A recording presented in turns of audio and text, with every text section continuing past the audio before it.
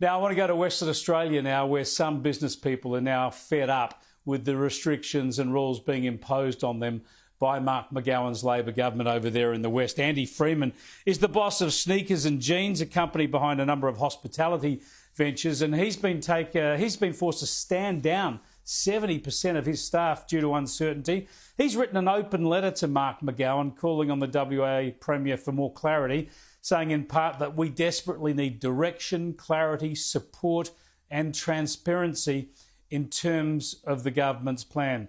Andy joins me now live from our studio in Perth. Thanks for joining us, Andy. I'll get to the border in just a moment, but I've been sent a number of articles today from friends in Perth showing how for instance, hospitality venues have to keep the unvaccinated out, or if it's a restaurant they can't sit down, the unvaccinated can only adopt takeaway. Those sort of restrictions alone would make doing business pretty difficult, wouldn't they?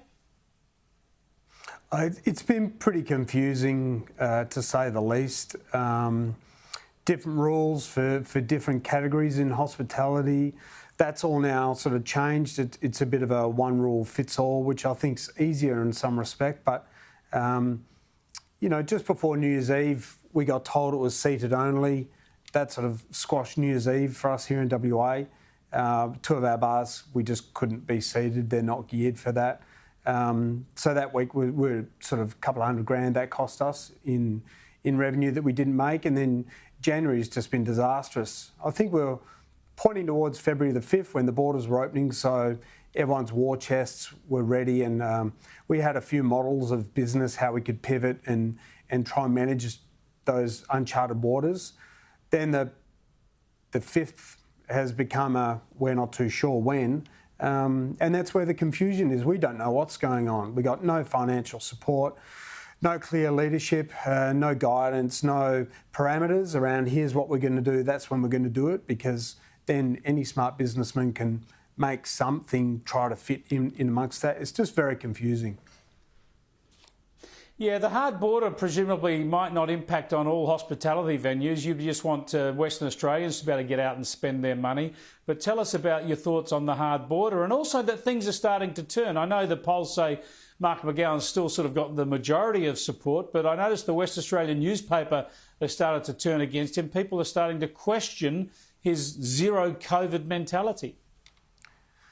Yeah, I think times have to change. We want, well, I mean, in my perspective, we would like our state to get a little bit more accustomed to living with this thing. I think we were very blessed when the borders were closed. To be honest, we lived in a bubble, a very ignorant bubble. We never really got COVID, but now it is here, it is coming. Omicron is different to Delta. It's a fact. Our country does need to open up. We do need the hotels to be populated. I want my staff to get back to work. We've got 100 of them that we had to let go. It was a horrible day, and no fault of mine and no fault of theirs. And I guess that's where the piece is for our industry. We need support, we need direction. We want action taken, decision made and confidence to be restored. That's what we're looking for.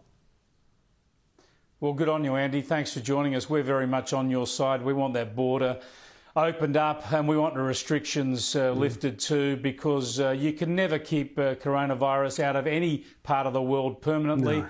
And now that people are vaccinated, now that there's a milder variant, and this time of year too, the summer makes it easier. Now is the time to deal with living with this virus. Thanks again for joining us, and good luck with that progress, that project. Thanks, Chris. Stay in touch. Mate.